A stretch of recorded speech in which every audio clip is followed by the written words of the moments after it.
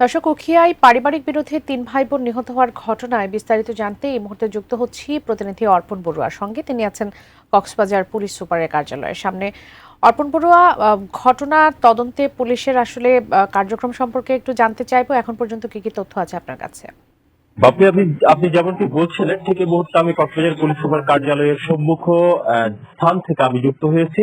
এই ঘটনায় ইতিমধ্যেই অতিরিক্ত পুলিশ সুপার যিনি রয়েছেন জসিমউদ্দিন, তিনি জানিয়েছেন ঠিক অল্প কিছুক্ষণ আগে এই ঘটনায় 4 জনকে গ্রেফতার করা হয়েছে যারা এই ঘটনার সাথে প্রত্যক্ষ এবং পরোক্ষভাবে জড়িত। এবং এই ঘটনায় 3 জন নিহত হওয়ার পাশাপাশি একজন ব্যক্তি আহত হয়েছেন, তাকে কক্সবাজার সদর হাসপাতালে ভর্তি করা হয়েছে। এবং যারা নিহত হয়েছেন তাদেরকেও কক্সবাজার সদর হাসপাতালের মর্গে তাদের লাশ পাঠানো হয়েছে, যেহেতু মামলার স্বার্থে আসলে এই লাশগুলোর পোস্টমর্টেমের প্রয়োজন হয় ময়না তদন্তে। সে কারণে তারগুলোকে কক্সবাজার সদর হাসপাতাল মর্গে পাঠানো হয়েছে বলে আমরা জানতে পেরেছি।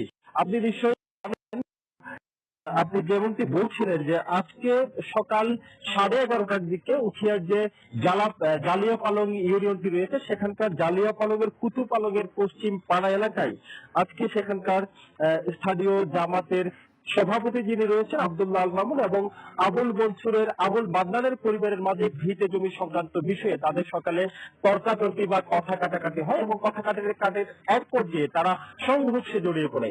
এই সংঘর্ষের ঘটনায় তারা 3 জন গুরুতর আহত, পরবর্তীতে তাদেরকে স্থানীয় এমএসএফ হাসপাতালে নিয়ে গেলে 3 জনের মৃত্যু হয়। এটুকু ছিল এখানকার সবশেষ বাকি।